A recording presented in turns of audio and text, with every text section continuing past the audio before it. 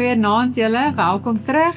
Ons het net van Noag en die baie reën in die reënboog gepraat laasweek en hier is die reën nou in Mosselbaai.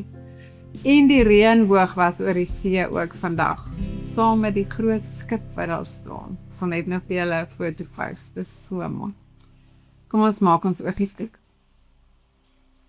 Dankie Here dat U beloof het, U sal ons nie weer heeltemal wegspoel van hierdie aarde af nie.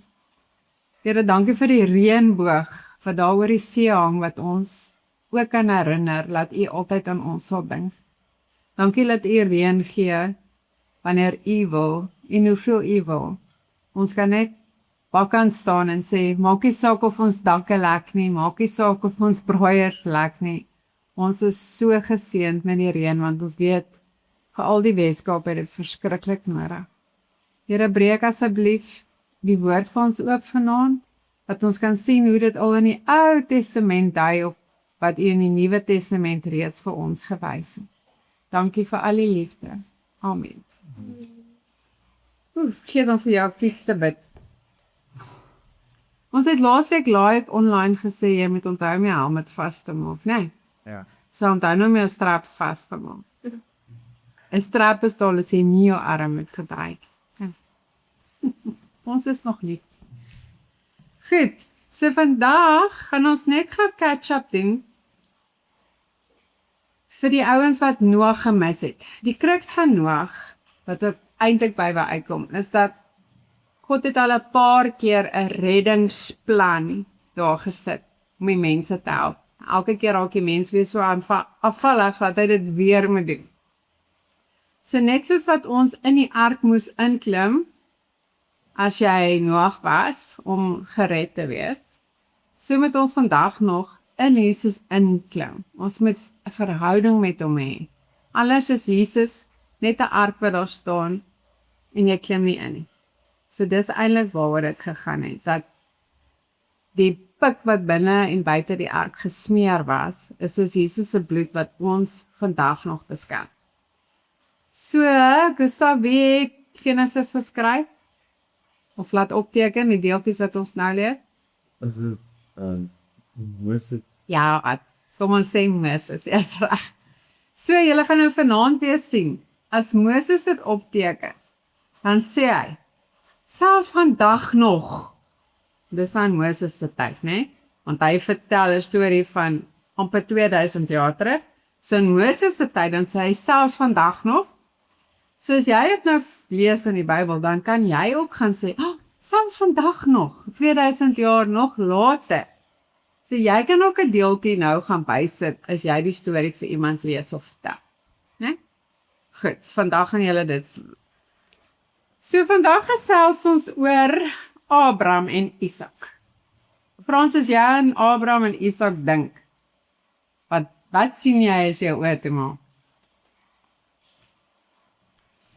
Wat sien jy in jou kinderbybel? Die man wat die wit baard en sy seun wat so kan staan en natuurlik vir hom profeet. Okay, 'n man met 'n wit baard, sy seun en 'n ou met 'n mes wat iemand wil slag, né? Dis baie wreed. Stefanie, dis baie wreed, né? Hoekom sou ons liefdevolle God so iets van iemand vra? Dat jy dalk eers in wat om dan hier geloof dit toets om seker te maak dat Abraham of hy se teen volle enigiets vir ons sal doen. En dit is 'n bewys. Ek dink hy het ooit beplan dat dit moet gebeur vergevat of nie, maar Abraham het ook nie geweet nie. Dit is om te toets dat hy so vas in hom glo en glo in wat hy vir hom sê, dat hy sal te deurvoer. Maak nie saak wat, maar hy weet is die regte ding om te doen, maar God wil sê. Okay, jy is 50% reg, want dit was 'n toets, né? Maar die uitslag van die toets, weet God voor hy die toets gee. Terwyl hy die toets gee, weet God klaar wat gaan die uitslag wees. So die toets is gewoonlik daar, as die Here jou nodig het om jou te gebruik, is die toets daar om jou eie geloof vir jou net te bevestig. Jy sal nou sien. Die toets was daar, sodat Abraham kan sien hoe groot Abraham se eie geloof eintlik is. Want God weet wat jy gaan doen met die toets. Hy ken die uiteinde van die iets. Kyk. So, kom ons lees gaan. Dis of jy nog wakker bly. Kyk. Goed. Ek gaan tussenin stukkie stop, dat dit daar nie so lank is. Ok, Genesis 22 vers 1. Die opskrif daar is Abraham moet vir Isak offer. 'n Ruk na die vorige gebeurtenisse het God vir Abraham op die proef gestel. Proef is 'n toets, né? En vir hom gesê, Abraham, hy antwoord, hier is ek. God het vir hom gesê, vat jou seun, jou enigste seun. Knoop hierdie nou oor, né? God wat vir hom sê, vat jou seun, jou enigste seun, Isak wat jy lief het, en gaan na die landstreek Moria, en offer jou seun as brandoffer daar, op een van die berge wat ek vir jou sal wys. Vroeg die volgende môre het Abraham sy 'n donkie opgesaal, en hout gekap vir die brandoffer. Hy het 2 slawe saamgevat, en ook sy seun Isak. Toe het hy vertrek na die plek toe, wat God vir hom aangewys het. Op die 3de dag het Abraham die plek uit die verte gesien. Toe sê hy vir sy slawe, wag hier met die donkie. Ek en die seun gaan daar aanbid. Dan kom ons terug na julle toe. Sien jy wat sê Abraham? Hy weet nie dat die seun terugkom nie. Laaste wat hy weet is hy gaan die seun offer. Maar hy sê vir die slawe, wag hierso, ons kom terug. Abraham het die hout vir die brandoffer op sy seun Isak se rug getel en self vuur en 'n mes saamgevat. Terwyl hulle twee so saamloop, sê Isak vir sy pa, pa, sy seun, hy antwoord, ja my seun, toe vra Isak, hier is vuur en hout, maar waar is die lam om te offer? Met ander woorde, hierdie is 'n ritueel wat die seun ken, om saam met sy pa 'n lam te offer vir God. Okay?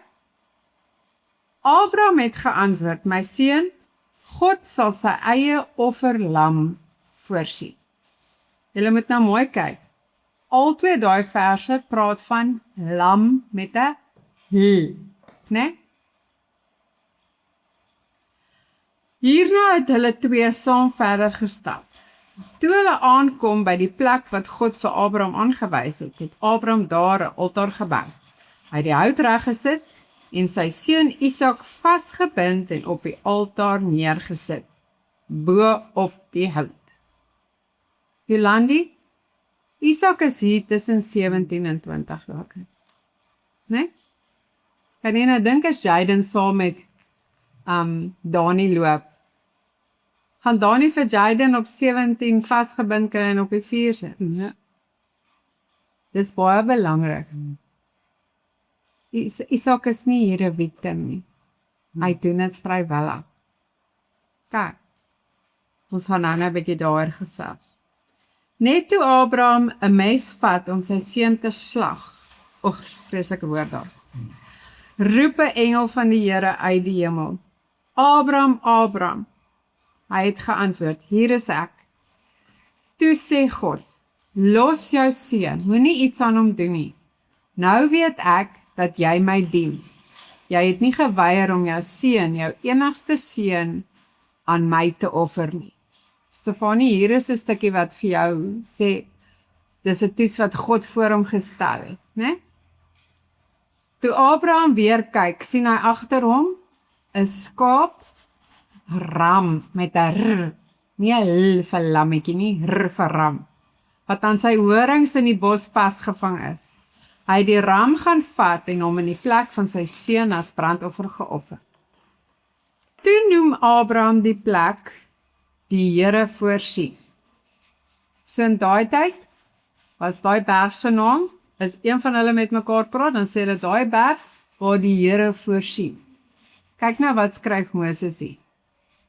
Daar word nou nog gesê, op die berg van die Here word voorsien.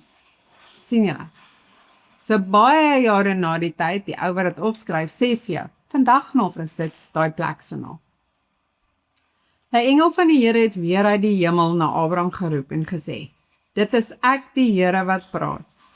Ek lê 'n eed af by myself. Stefanie, kyk hierso.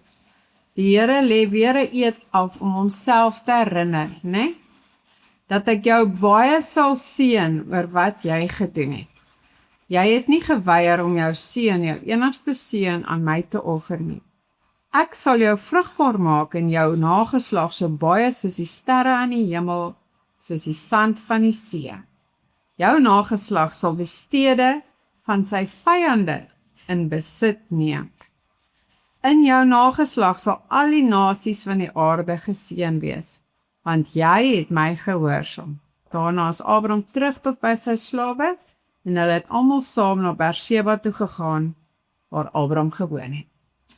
Kyk, julle hier is verskriklik baie goed in hierdie ding saamgevat, né? Daar's 'n toets, daar's 'n seun wat vrywillig gaan lê. Hoekom sê ons dit? Want in daai tyd was dit 'n algemene ding vir die afgode, om randomly, partykeer sommer weekliks, elke keer as dit volmaan is, 'n oudste kind te gaan offer.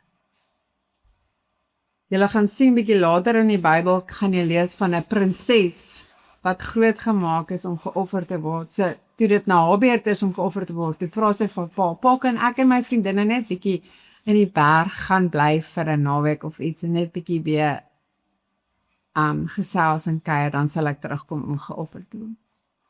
Dit was goed wat randomly gebeur het, maar God het dit nooit van sy volk gevra. So vir God om hierdie te vra, dis eintlik, kan mens maar sê, hy wil kyk of sy volk ook iets sal doen wat die ander volke randomly doen sonder om te dink, né? Maar hy sou dit nooit verwag het nie. Maar vir Abraham om net in te stem en sê ja, en vir Isak om te sê ja, as hulle vir hulle gode dit offer, hoe kan ons vir ons God nie, ons God wat soveel meer is, dit nie doen? So dit is eintlik so amazing om te sien, dat die tweeetjies die pad gestap het en gesê, ons gaan doen dit, want ons glo die Here sal voorsien. Right. So eintlik wil ons vandag bietjie gesels oor die plek waar die offer plaasgevind het. As julle papier bietjie nader trek. Chanali bladsy 1, kyk in die onderkant het ek daarom hierdie jaar bladsye en lesnommers. Kyk, so dis les 2, bladsy 1, Abraham in die berg Moria. So bladsy 1 daarbo staan Abraham en Isak. God vra vir Abraham om vir Isak te offer. Abraham noem die plek, die Here sal voorsien. Ons weet nou hoekom, né? Want daar het skielik 'n ram gestaan. 'n Ram vervang vir Isak. Met ander woorde, dis 'n plaasvervangende offer. So wat gebeur in die Nuwe Testament wat amper so klink wat julle ook weet, né? Wie is ons offerlam? Jesus. Okay? Hoekom dink julle sou God nie vir Abraham 'n lammetjie gegee het nie, maar 'n ram? Onthou as jy 'n lam geoffer het, net soos toe voor hulle uit Egipte uitgetrek het, die lam moes vlekloos gewees het, hy moes nie 'n gebrek gehad het nie, hy mag nie 'n spot on gehad het nie, hy moes suiwer gewees het. Dink julle Isak was so suiwer dat hy kon in 'n lammetjie verpak. In 'n lammetjie wees vir dit? Nee. Net Jesus qualify om 'n suiwer offer lam vir ons te wees. Okay. So dis so bietjie net daai ding wat ek julle gesê het as skaduwee van iets wat in die Ou Testament beloof word. Want daar het Abraham dit verkondig sonder dat hy weet. Kyk vers 7. Sê Isak vir sy pappa, hier is die vuur in die hout, maar waar is die lam vir die offer? Abraham antwoord, my seun, God sal sy eie offerlam voorsien. Hier sê hy wat gaan gebeur 2000 jaar later, sonder dat hy dit eers weet. Ons is nou bevoorreg om te kan terugkyk en sê, dit het gebeur. Okay. Nou gaan 'n bietjie gesels oor die plek Moria. Ken julle 'n plek soos Moria? Julle klomp wat die bo bly hoor dit seker nie baie nie. Maar Jolandi behoort dit bietjie te ken. Dis daar, weet jy van Moria in Suid-Afrika? Frans weet. Die ouens soos die ZCC en goed gaan altyd Paasnaweek, gaan hulle met busse en busse daar na Moria se kant toe, né? Want dis vir hulle waar hulle hierdie ritueel gaan herleef. Okay. Maar hierdie Moria is in Israel. Okay? Julle weet na Abraham en daai hele geskiedenis het daar by Israel rond afgespeel. So nou noem ons die plek God sal voorsien. Nou skiep ons 'n rukkie, ons blaai nou bo oor Moses, blaai verby Moses. Dan gaan ons bietjie tot by Dawid. 2 Kronieke 3.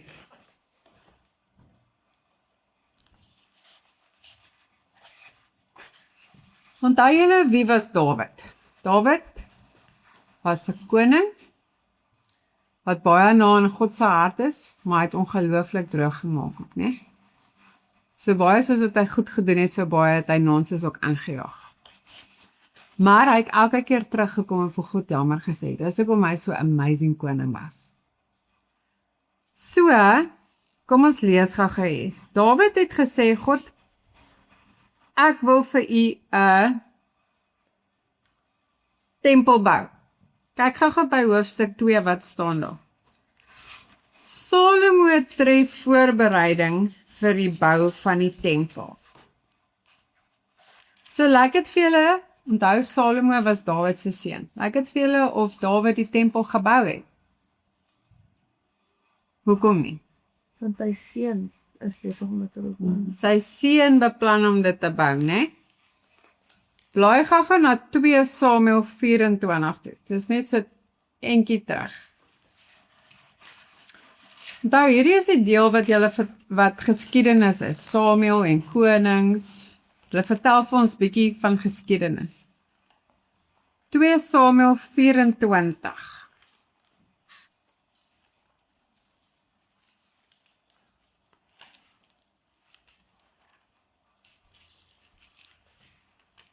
Die opskrif dis by bladsy 461. Die opskrif daar is Dawid laat die volk tel.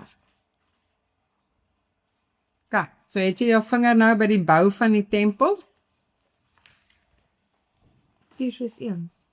461. Dawid laat die volk tel. 2 Samuel 24. So blaai net een bladsytjie om na vers 16 toe. Dawid het nou weer nonsens aangevang. Kyk. Vers 16. Net toe die engel sy hand na Jerusalem toe uitsteek om dit te verdelg. Verdelg beteken vernietig, né? Het die Here besluit om die straf nie verder te voer nie.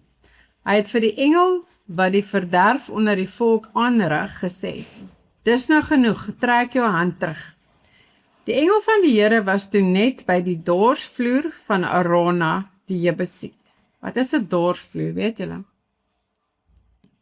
Frans verduidelik tog vir hulle. En dis waar die koring uitgespaar, né? Ja, so as hulle die koring gaan haal en dan vat hulle dorsvloer toe, dan slaan hulle dit uit en hulle skei die kaf van die koring van mekaar. Kyk. Terwyl Dawid die engel sien wat die volk tref, hierdie engel het die volk met 'n pes getref, né? Sê hy vir die Here: "Dit is ek wat gesondig het. Ja, ek het oortree. Wat het hierdie arme mense gedoen? Tree liewer op teen my en my familie." Sien julle, hier kom Dawid se goeie hart weer uit. Hy sê: "Here, ek weet ek het droog gemaak. Hou op om die volk te straf, is my skuld." Gad het daardie dag na Dawid toe gekom en vir hom gesê: "Gaan op en bou vir die Here 'n altaar op die dorsvloer van Arona, die Jebusiet." Dawid het toe opgegaan, dis nou teen 'n berg op, soos die Here hom deur die woord van God beveel het. Toe Arona afkyk en koning Dawid en sy amptenare na hom toe sien opkom, gaan hy uit en buig diep voor die koning. "Waarom kom die koning na sy dienaar toe?" vra Arona. "Om die dorsvloer van jou te koop en 'n altaar vir die Here daarop te bou, sodat die plaag van die volk af weggeneem kan word," antwoord Dawid. Arona het vir Dawid gesê, "U kan dit gerus maar vat, U Majesteit, en offer net wat U wil. Kyk, die beeste vir die offer is hier. Die dorsslee en die jukke is beskikbaar as brandhout. U Majesteit, Arona gee dit alles aan die koning. Mag die Here, U God, U offer aanneem." Hierop het koning Dawid vir Arona gesê, "Nee, ek koop dit beslis van jou teen die volle prys. Ek bring nie aan die Here my God offerandes wat my niks gekos het nie." Dawid het toe die dorsvloer en die beeste vir sowat 600 gram silwer gekoop. Hy het net daar 'n altaar vir die Here gebou en brandoffers en maaltydoffers gebring. Hierna het die Here weer die gebede van die volk verhoor en die plaag uit Israel weggeneem. So ons het nou Abraham en Isak gehad, wat op 'n berg is. Ons het nou Dawid, wat 'n stuk grond van 'n dorsvloer gekoop het, bo op 'n berg, om vir die Here offer te bring. Onthou, Dawid het gesê, "Here, straf my, moenie die volk nie." So Dawid wou instaan as 'n offer vir die volk. So in plaas van homself te verbrand, het hy vir die Here 'n brandoffer daar op die altaar gebring van beeste en gaan nou terug daarna waar ek gesê het, na Salomo wat besig is om die tempel te bou. Blaai net enetjie om na bladsy 604. Hoofstuk 3 se opskrif is die bou van die tempel. So hier word hierdie tempel nou gebou. Kyk bietjie daaronder by die byskrifie in jou Bybel in praktyk. Daar staan, die tempel word gebou. In 1 Konings 6 en 7 word ook 'n lys gegee van alles wat Salomo by die tempel laat doen het. Okay? As jy met jou vinger bietjie afgaan, dan sê hulle alles wat daar gebeur het. Dan daai volgende paragraaf sê, die plek waar die tempel gebou word, noem hy die Moriaberg. Dit was ook op Moriaberg waarop die Here Abraham gekeer het, toe hy Isak wou offer, in Genesis 22. Dawid het die grond gekoop, toe dit nog 'n dorsvloer was. Die tempel het vir die kronis met die aartsvaders Abraham en met Salomo se pa Dawid te doen. Hulle albei het die teenwoordigheid van die Here by daardie plek ervaar. Die plek waar die tempel gebou word, is van lank terug in die geskiedenis al die plek waar die Here sy mense ontmoet. So die tempel wat vandag in Jerusalem staan, wat nou meestal afgebreek is, maar die ander deeltjies staan nog daar, dis dieselfde plek waar Dawid die dorsvloer gekoop het, is dieselfde plek waar Abraham vir Isak moes gaan offer. Okay. So flip nou, onthou nou ons het gesê, dit wat in die Ou Testament gebeur, is 'n skadu van wat in die Nuwe Testament kom. Flip nou na Matteus toe, wat ek julle gesê. Hier gaan ons hoef nie te lees nie, ons gaan sommer 'n bietjie na die prentjie kyk. Ek vat julle na die prentjie toe. Hierdie is 'n prentjie van Jerusalem. Sien jy op bladsy 1436. Kyk daar waar staan tempel, né? Bietjie onder toe, dan kry jy die onderstad. Bietjie links, daar's die bovertrek waar die nagmaal die eerste keer bedien was. Bietjie op kry jy Kajafas se huis. As dit nou nader aan Paasfees kom, dan gaan ons weer bietjie kyk wat het daar by Kajafas se huis gebeur. Daar's Herodes se paleis. As jy bietjie opgaan, sien jy daai 4 kolletjies het so 'n pyltjie by wat sê die tradisionele Golgotha, né? En dan die ander pyltjie bietjie boontoe sê ander moontlike ligging van Golgotha. So net bietjie af van die bergie, is die 2 buitedele wat as Golgotha bekend gestaan het, waar al die lyke was, waar al die kruise gestaan en die mense op gevrot het. Net buitekant daai stadsmuur. So wie is daar op Golgotha geoffer? Ons lam. Op dieselfde plek waar die selfde mount waar die tempel gebou is, selfde plek waar Dawid die dorsvloer gekoop het, selfde plek waar Abraham vir Isak geoffer of moes offer. Sien julle hoe belangrik is hierdie stukkie plek? En hoekom ek vir julle gesê het, knoop aan jou oor, die Here gesê het, gaan offer jou enigste seun. Ons weet almal Abraham het 'n seun gehad voor hy vir Isak gehad. Hy het gewag en toe Sarah moeg gewag, toe sê sy, nee, vat my slavin Hagar. En hulle Abraham by haar geslaap en Ismael is gebore. Nee? God het nooit vir Ismael as Abraham se seun aanvaar nie, want dit was nie God se plan. Dit was 'n mens se plannetjie. Nee? So dit is waar die Islam deel vandaan kom. Ons kom van Isak se deel af.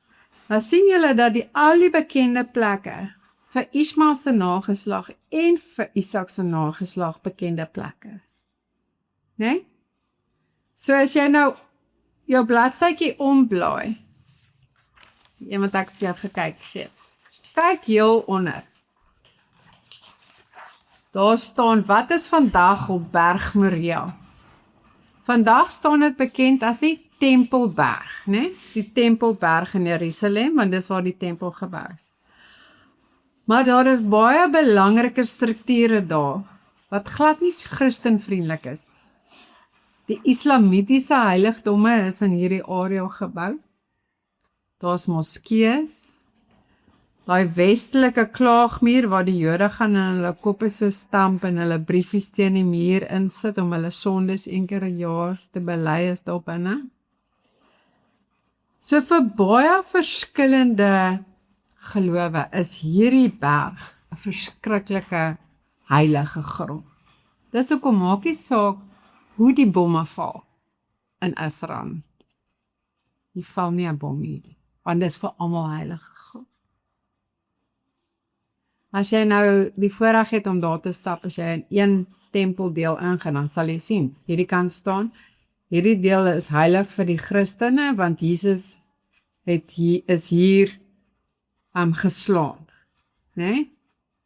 En dan hierdie kant staan daar ook staan, hierdie deel is heilig vir die moslems, want dit het met Mohammed hier en hier gebeur. Okay? Daai tempel met sy goue koepel wat daar staan, wat eintlik 'n moskee is. Een helfte van die jaar kry die Jode kans om na hom te kyk, die ander helfte van die jaar was die moslems om, né? Want almal se oupa is Abraham. As jy na Abraham se graf toe gaan, is daar 'n muur in die helfte, die Christen of die Jode loop aan die een kant van die muur en dan bid, en die moslems loop aan die ander kant van die muur. Want hulle albei aanbid Abraham as hulle aardsvader, maar dan split dit. So die Here se belofte is, uit Abraham uit sal alle nasies baie word. En almal sal welkom wees by Jesus. Maar jy moet self kies. Maak nie saak as jy uit Ismael se been uitkom, of Isak se been nie. Ons geloof in Jesus is oop vir almal. Dit sluit niemand uit. Maar, jy moet kies. Jy moet in die ark gaan inklim. Die ark staan oop.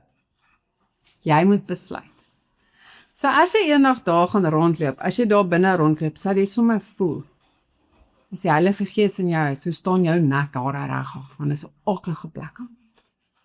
Want daar's nog steeds mense wat aan jou goed wil verkoop, en ons skelms daar binne, mense wat aan jou serpie wil verkoop, en met jou jou afstry, en as jy op die einde nog steeds sê, nee, dankie, dan vloek hulle vir jou, dat jy nooit weer dit kan uit jou ore uitkry, né? Dan kry jy so 'n bietjie daai gevoel van wat Jesus gekry het toe hy die tafels by die tempel omgekeer het. En gesê het, is 'n rowersnes, né? Maar ek beloof jou, as jy uit daai mure uitgaan, en jy gaan daar na Golgotha toe, en jy gaan sit onder daai boom en jy sien waar daai oop grafte staan en met hout is daar vasgespijker. He is not here for he is risen. Daai deel is so heilig, het voel of jy kry hoendervleis van heiligheid. Daar waar Jesus die welkomste was daar waar al die slegte goed was. Jesus was nie welkom binne in die tempeldeel. Hy is nog steeds nie welkom daar. Dis kom hy gesê het, ek sal daai plek afbreek, wil gaan niks van hom oor hê. En net daai klein stukkie klaagmuur is al wat oorgebly. Die res van die goed wat nou daar gebou is deur ander mense, ander gelowe daar gebou. So om nou te sê God is in 'n plek, né? Kyk wat sê ek daar heel onder op die bladsy. Vir ons as Christene is die tempel en dis ook Jesus die belangrikste plek in ons hart. Beslis nie 'n kerkgebou in Mosselbaai en ook nie die tempelgebou in Jerusalem en ook nie hierdie kamertjie waar ons een keer 'n week bymekaar kom. As dit jou heilige plek is, dan kan jy mos nou vir 'n uur heilig wees. As jy jou voete hier uitsit, dan is jy weer gag. Né? Nou tempel is hier binne. By julle daai liedjie toe julle klein was? Weet jy nie, jy is 'n tempel. Jy is 'n tempel van die Heilige Gees. Okay? So die tempel is jy loop met Jesus rond. Nie 'n plek nie. Jesus is oral waar jy gaan, whether jy droog maak of goed doen, hy's daar. En jy gaan droog maak, want jy is 'n mens, dan moet jy soos Dawid sê, jammer. Want anderste, as jy nie jammer sê nie, dan maak jy daai seer kry van Jesus op Golgotha net verniet. Want hy het dit verniet gedoen. OK, so verstaan julle hoe die ark en die offer en die tempel eintlik alles heenwys na wat Jesus moes kom doen. Want niks van daai goed kon keer wat ons nie hel toe gaan. Na die sondvloed, almal weer droog gemaak. Abraham en Isak droog gemaak. Dawid droog gemaak.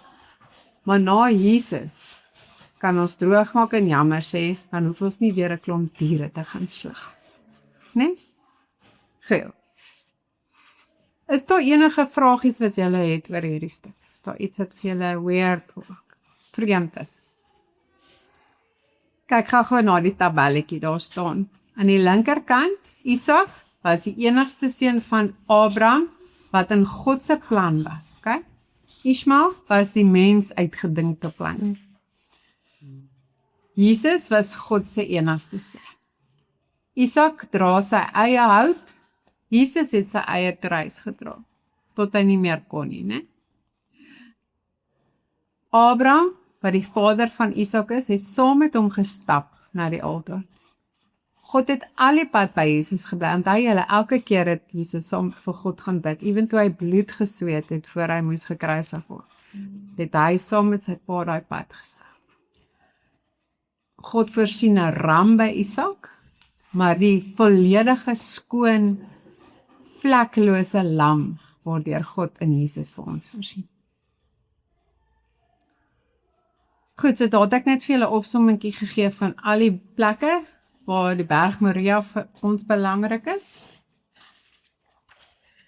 En as julle dan deur 'n kinderbybeltjie, julle kabouters wat nog so jonk is, wat nog kindertjies moet hê en hulle moet nog al die stories lees, hulle sal sien. Hierdie belangrike goed het so 'n ou klein plekkie in die kinderbybel. Daar's een ou fotootjie by, net soos die ark. Een bladsytjie met die ou met die mes wat staan. Maar eintlik al daai goed dui op Jesus. En dis so lekker wat julle nou vir julle kinders gaan sê. Weet julle, dit het so gebeur. Dit is vandag nog daar. Jy kan vandag nog hierdie goed gaan sien. OK. Dis nie 'n fairy tale van eendag lank gelede. Poef, nou is die plek weg en nou kan jy hom nie meer sien. Dis 'n storie van God met sy mense. Mense wat sukkel soos ons, wat stout is soos ons, droog maak soos ons. Dink nou maar as jy aan Dawid dink, wat hierdie wonderlike koning was. Gustav, kan jy onthou wat hy aangevang het? Tom. Hy het pas van oorlog te gaan, het hy bo op sy paleis gestaan en wat gedoen? Wat nie gelas oor een van die soldate se vrouens en hoe Hy het 'n girl afgeloer wat gebad het, né? En toe slaap hy wel. En toe word sy swanger, ons het net nou oor pregnancy. En toe sy in die moeilikheid, want nou gaan die hele wêreld sien. Nou is dit nie meer 'n geheimpie wat hy kan wegsteek nie. Nou gaan almal sien wat het gebeur. Toe laat maak hy daai man dood. Wat het God met daai kind gedoen? Onthou nou, dis God se plan en die mens se plan.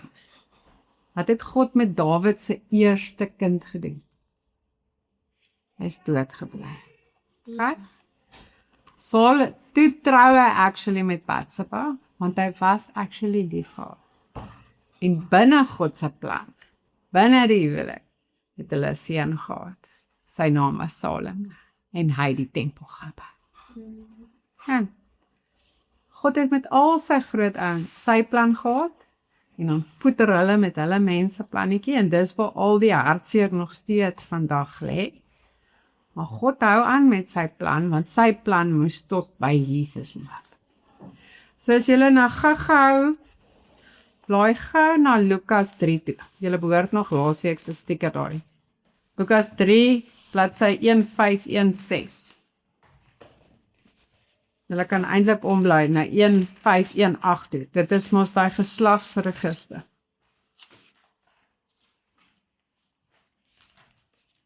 Kyk gou verby 3 vers 38.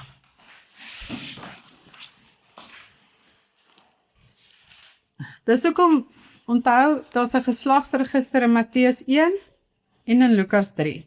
Want as ons nie weet waar hierdie mense in die Jesus se geslagslyn pas nie, dan gaan ons dink die Ou Testament is net stories en dis nie regte mense. Dis hoekom ek elke nou en dan terugverwys dat jy sien waar pas dit in. So kyk, daar staan God se seun en dan Adam. Julle het nou laasweek het julle van Henog en van Methuselah geleer. Julle het Noag gevang daar by vers 26. Nou skiep ons 'n paar, kom met jou vinger hierdie kant. Dan kry jy vir Abraham hier onder. Dan kry jy vir Isak. Volgende week gaan ons Jakob doen. Dan gaan jy vir Juda doen. Skiep nog 'n paar tot daar by vers 32. Sien julle, daar is Dawid. Kyk. Sien julle vir Salomo ergens in hierdie lyn? Nee. Nathan gaan die een wees wat die bloedlyn dra. So nie die eerste babatjie wat dood is nie. Nie Salomo wat die tempel gebou het, jy gaan sien. Salomo doen baie goed. En dan kry hy 800 vrouens. Kyk. Gelukkig is Nathan daar om die saadjie. Is dit 'n tweede kind? Ek weet nie hoeveelste kind nie, ons sal gaan kyk. Ek weet nie hoeveel kinders hy op die eindig, maar dis nie die nommer 1 of 2. Kyk. Julle sal sien, onthou nou by Jakob, daar by vers 34. Jakob se seun, as jy nou dink, sou jy dink die bekende een wat in die bloedlyn moet wees, met Josef wees, want ons almal ken, Josef is in die put gegooi, Josef het die volk gered, Josef het nou nog opera shows van Joseph and the Amazing Technicolor Dreamcoat. Josef het nie die kat gemaak nie, Juda het. Kijk, so as jy hierdie goed se elke nou en dan begin check, dan begin jy sien, okay, hier's waar die storie loop. Kijk, goed, enige vragies? Is julle reg? Kan jy iets wat ek net wil sê? Wat ek eintlik ook op aflei van alles wat ons vandag ook en ek sê deurgegaan het. Nie net dan die belangrike goed wat dan gesit van die berg en dat eintlik alles dieselfde plek is en dat dit ooreenstem nie. Maar wat nogal deurgekom het na my toe is ook alles het eintlik 'n prys vir wat jy doen. Ongeag wat jy vat of wat Dawid nou gedoen het, wat Abraham gedoen het, al het tipe goed so. Dis net iets ek. Weet jy hoe seer, jy is nou so reg, nee, want weet jy hoe seer, ek meen Ismael het nie gevra om daar te wees. Dit was die groot mense se plan, né?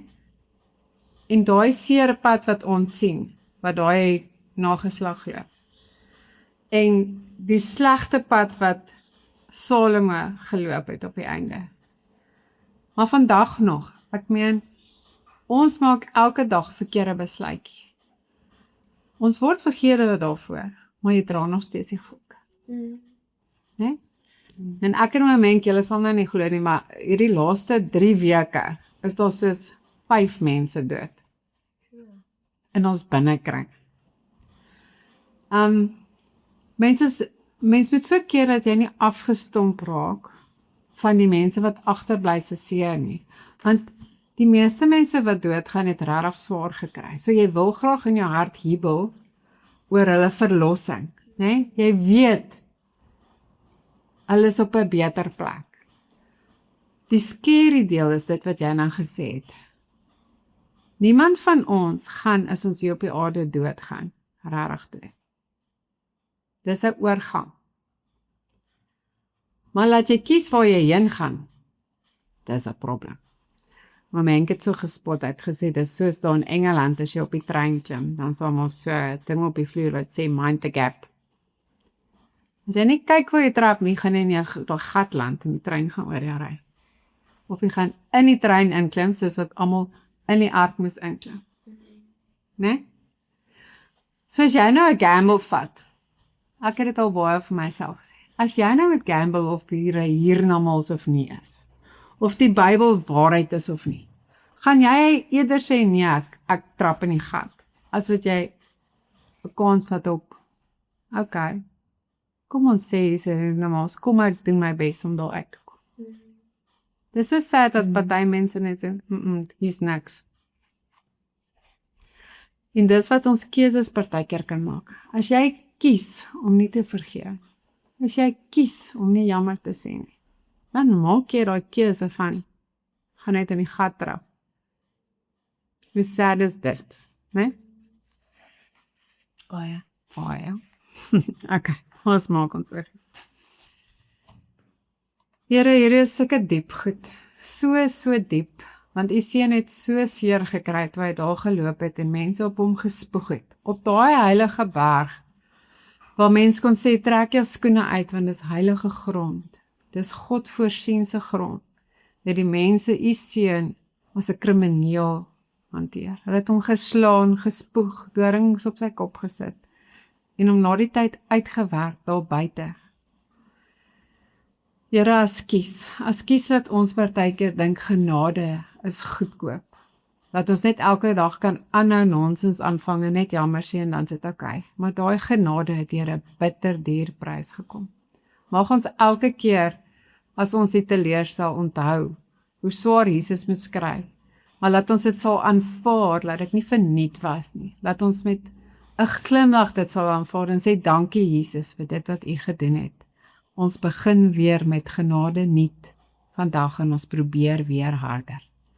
Baie dankie vir al die liefde. Amen.